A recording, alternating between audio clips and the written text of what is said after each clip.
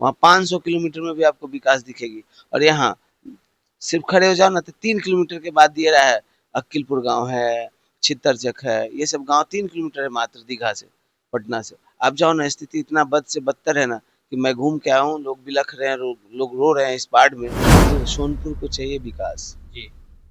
सोनपुर को चाहिए चुप रहने नहीं, सोनपुर को चाहिए आवाज। 4-5 मजदूर मिलकर या 10-10 लोग मिलकर नाव को खरीदे कर्ज लेकर, और आज इतनी बुरी तरह कर्ज में डूब गए हैं कि खाने खाने तक के मोहताज है। तो आप सोचो कितनी बड़ी सोनपुर के लिए त्रासदी के रूप में ये बिजनेस है। तो ऐसे चापलूस लोग कभी भी विधानसभा में नहीं जा पाएंगे, क्योंकि ताकत आपको मिलती है, जी। लेकिन आप उस ताकत को गंवा देते हो 2 मिनट में, उस वोट की ताकत नहीं समझते हो और गलत लोगों को चुन लेते हो। नमस्कार, डेमोक्रेटिक लाइव में आप सभी का स्वागत है। मैं वेद सिंह। वर्ष 2025 का विधानसभा चुनाव में अब ज्यादा समय रह नहीं गया है। तमाम पार्टियां तैयारियों में लग चुकी हैं। एक तरफ महागठबंधन तो दूसरी तरफ एनडीए। अभी हमारी उपस्थिति सोनपुर विधानसभा क्षेत्र में है और यहाँ के मौजूदा विधायक है रामानुज सिंह, जो कि आरजेडी से है।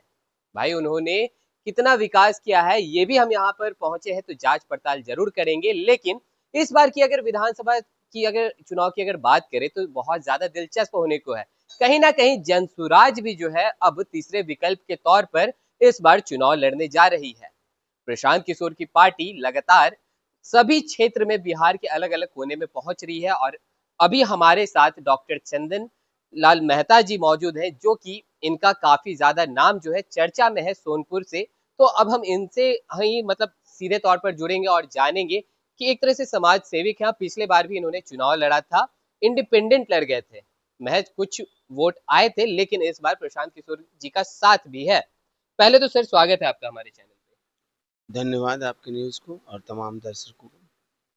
सर, यहाँ पे अभी मौजूदा जो विधायक है आरजेडी से है। एक तरफ आरजेडी तो दूसरी तरफ एनडीए। बीच में इस पर प्रशांत किशोर जी की जन स्वराज पार्टी है। नई नवेली पार्टी लोग कह रहे हैं, लेकिन तीसरे विकल्प के तौर पर माना जा रहा है। क्या लग रहा है कि यहाँ पे किस तरह का माहौल है अभी फिलहाल सोनपुर में से? माहौल मैं क्यों बताऊं, आपको खुद जाननी चाहिए। मेरे बोलने से क्या होगा, कोई निगेटिव थोड़ी बोलता है। और बात करूं तो मौजूदा विधायक डॉक्टर रामानुज प्रसाद यादव जी हैं। जी। व्यक्तित्व के तो धनी है ही, अच्छे पर्सन भी है, लेकिन अब सोनपुर को चाहिए विकास, जी। सोनपुर को चाहिए चुप रहने नहीं, सोनपुर को चाहिए आवाज। जी। और ये मुझे भली भांति पता है कि आवाज कैसे उठाना है। लेकिन वहीं अगर बात करें तो कहीं ना कहीं अभी जन स्वराज जो है नई नवेली पार्टी है। नए पार्टियों पर जो बिहार की जनता थोड़ा सा कम विश्वास करती है, तो कितना चुनौतीपूर्वक है आपके लिए? नहीं, मेरे लिए तो कोई चुनौतीपूर्ण नहीं है, इस वजह से नई नवेली की जहाँ तक बात हुई, तो आप हमेशा जो है, आप बैग लाए हैं, आप माइक लाए हैं, अगर आपको नई नई मिलना शुरू करे तो आप क्या यूज़ करेंगे, नई या पुरानी वाली? नई में टेक्नोलॉजी है, मॉडर्न है, तो जाहिर है कि हमारी सोच भी नई होगी, हमारी जज्बा भी नहीं होगी, हमारी साहस भी नहीं होगी, हमारी ऊर्जा भी नहीं होगी। तो जाहिर है नई पुराने से भारी जरूर पड़ेगी। वहीं अगर देखा जाए तो कहीं ना कहीं सोनपुर में कितना विकास हुआ सर, क्योंकि आप भी बहुत ज्यादा एक्टिव है क्षेत्र में, आप घूम रहे हैं, लोगों से मिल रहे हैं। क्या क्या मुख्य मतलब समस्याएं हैं सोनपुर में? सबसे बड़ी समस्या हमारे यहाँ, मैंने देखा कि बहुत से बेरोजगारी तो पूरे बिहार की मुद्दा है, यूं बताऊं तो सोनपुर की नहीं है। देखा जाए तो यहाँ मेन मुद्दा हमारी जो है, बालू वगैरह खनन पे जो है, बालू का उद्योग यहाँ काफी अच्छा चल रहा था। इसके लिए कोई नया कानून पारित होनी चाहिए, बहुत दिक्कत है। क्योंकि यहाँ लगभग, मैंने आंका है टोटल, और आंकड़ा अनुमान से लगाया है, तो लगभग 2500 नाव चलता है। जी। लगभग 60,000, 55 से 60,000 परिवार, मतलब एक मुखिया जो है 10 परिवार को जिलाता है, तो 55,000 जो है लोग यहाँ बाहर वर्क नहीं करने जाते थे, वो नाव पे रह के काम करते थे, जिसमें 2500। ठीक है, बहुत से लोग बोलते हैं कि दबंगों का नाव है, बहुत से बात, लेकिन मैंने नज़दीक से देखा है कि 4-5 मजदूर मिलकर या 10-10 लोग मिलकर नाव को खरीदे कर्ज लेकर, और आज इतनी बुरी तरह कर्ज में डूब गए हैं कि खाने खाने तक के मोहताज है। तो आप सोचो कितनी बड़ी सोनपुर के लिए त्रासदी के रूप में ये बिजनेस आज घात किया है लोगों पे। और बहुत से मुद्दे हैं, आप आगे भी बढ़े। देखिए, लगातार प्रशांत किशोर जो है कहीं ना कहीं पलायन और शिक्षा व्यवस्था पे हमेशा बातें करती हैं, कैसी शिक्षा व्यवस्था है सोनपुर में? देखो, आज भी शिक्षा व्यवस्था की बात मैं कहूँ तो बहुत से स्कूलों की अभी भी कमी है। जितनी संख्या होनी चाहिए उस अनुपात में हमारा स्कूल नहीं है। गवर्नमेंट ने छोटे-छोटे आंगनबाड़ी वगैरह खोल के अपनी ज़िम्मेदारियाँ हटा ली है, ताकि उनको एक प्लेस मिल गया है छोटा-सा, जहाँ कम पूँजी में एक जगह को खड़ा कर स्टैंड कर देना है और वहाँ पे स्टडी करके काम चला लेना है खिचड़ी खिला के। That is not good for my country.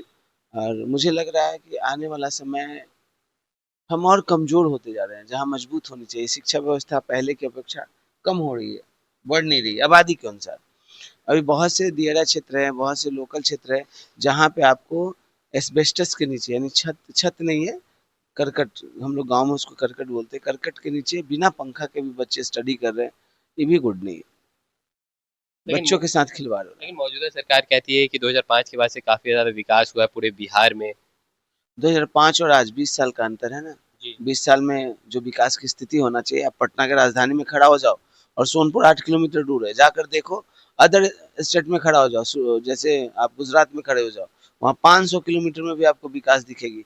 और यहाँ सिर्फ खड़े हो जाओ ना तो 3 किलोमीटर के बाद दिए रहा है, अक्किलपुर गांव है, छितरचक है, ये सब गांव 3 किलोमीटर है मात्र दीघा से, पटना से। आप जाओ ना, स्थिति इतना बद से बदतर है ना कि मैं घूम के आया हूँ, लोग बिलख रहे हैं, लोग रो रहे हैं इस बाढ़ में। और मतलब स्थिति हम बता नहीं सकते जो मैंने आंखों देखा। लगातार अगर देखा जाए तो बिहार की स्वास्थ्य व्यवस्था को लेकर की भी जो प्रशांत किशोर जी हैं बतौर जो स्वास्थ्य मंत्री हैं उनके ऊपर भी हमलावर होते हैं। तो अगर बात करें सोनपुर में, तो यहाँ की स्वास्थ्य व्यवस्था कैसे, क्योंकि आप भी डॉक्टर हैं? देखो, एक्चुअल क्या है ना, सोनपुर की आबादी, आप सोनपुर प्रखंड, जो विधानसभा हमारा जी। 2 प्रखंडों को मिलाकर बनाया गया है और सोनपुर अटैच है नियर हाजीपुर। जी। मतलब एक ऐसे जिला जहाँ टाउनशिप है। अगर वैशाली जिला का टाउन अगर नज़दीक नहीं होता तो यहाँ की स्थिति बद से बदतर हो जाती। आज भी लोगों की जो है अधिकतर इलाज, अब तो पटना और सोनपुर के बीच लोग जाते हैं, फिर भी आबादी के अनुसार बहुत कष्ट है लोगों को। तो उसके अनुसार अस्पतालों की संख्या होनी चाहिए, जो एपीएससी है उसको प्राइमरी हेल्थ सेंटर में डेवलप करना चाहिए, जो अभी तक नहीं हुआ है, जिसके कारण बहुत सी समस्याएं खड़ी होती है आए दिन। इसको सुधारना बहुत ज़रूरी है हेल्थ के मामले में भी। देखिए सर, बातों को ज़्यादा लंबा नहीं खींचेंगे, 2 सवाल और है हमारे पास। अगर बात करें सोनपुर की, तो सोनपुर जो है गंगा जी से सटा हुआ एरिया है। कहीं न कहीं यहाँ पे जो दियारा क्षेत्र है, बाढ़ की जो समस्या है काफ़ी ज़्यादा हो जाती है, जो घर हैं वहाँ के वो डूब जाते हैं। सरकार तो उसके लिए राहत शिविर भी लगाती है, लेकिन अभी मौजूदा अगर हालात की बात की जाए, तो कितना परेशानी होता है वहाँ के लोगों को? देखो, सबसे बड़ी बात है कि ये बाढ़ जो आपदा है वो किसी के हाथ में तो है नहीं, जी। लेकिन इससे हमें सुरक्षित कैसे रहा जाए ये हमारे हाथों में है। जी, बिल्कुल।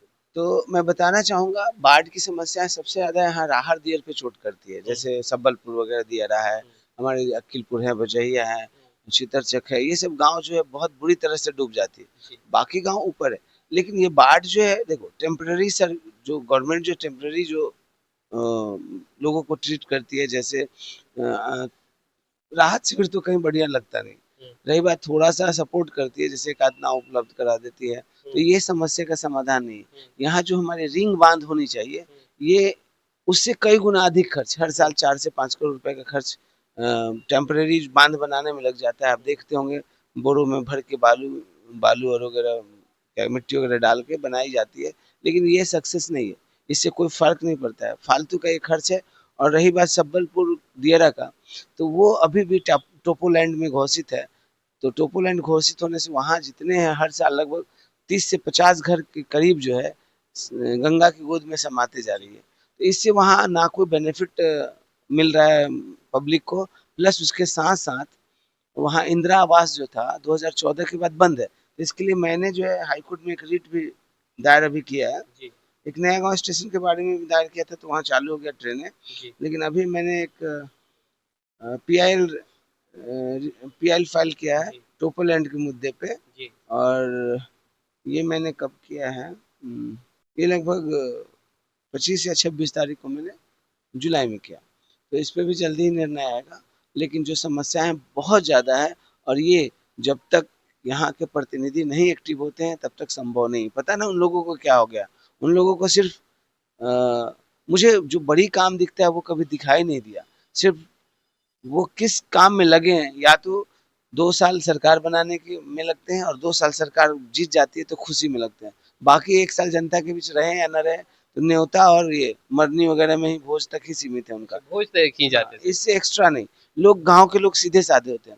अगर उनके भोज में भी शामिल हो जाते हैं तो उनको लगता है कि फलनवा, मतलब गाँव में उस भाषा को कहते हैं, फलनवा-चिलनवा जो है कम से कम कुछ करे ना करे, हमरा बीच भोज में आवेला।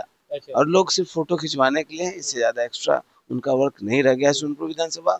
और हम बात करें सोनपुर ही नहीं, बहुत से ऐसे प्रखंड का, बहुत ऐसे जिला का यही स्वरूप चल रहा है और यही जो है दुर्गति का कारण बनेगा पूरे बिहार का।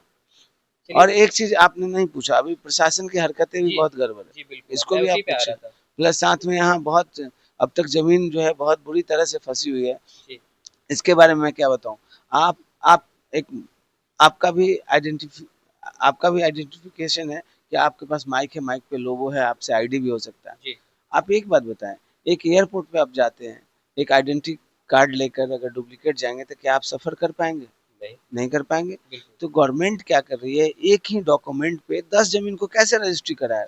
यानी गवर्नमेंट की ही टोटल गलती है। एक तरफ क्राइम बढ़वा रही है, किसी का जिंदगी भर की कमाई अगर जाएगी तो जाहिर है अगर वहाँ कब्जा करने जाएगा तो मारपीट होना है, तो उस जगह आप भी रहेंगे तो क्योंकि देश का कानून इतना गंदा है, अगर कोई कब्जा कर लिया तो इसको छुड़ाने में शायद बाप दादा का भी समय लग जाता है, आप देख रहे होंगे। तो इस कारण मारपीट हो जाता है। तो मारपीट और ये जितने अपराध कांड है वो कराने का अगर जिम्मेवार है सरकार ही है टोटल। आप एक जमीन को 10 बार कैसे लिख सकते हो? ठीक है, ये 20 साल पहले गलतियां होती थी, 10 साल पहले गलतियां होती थी।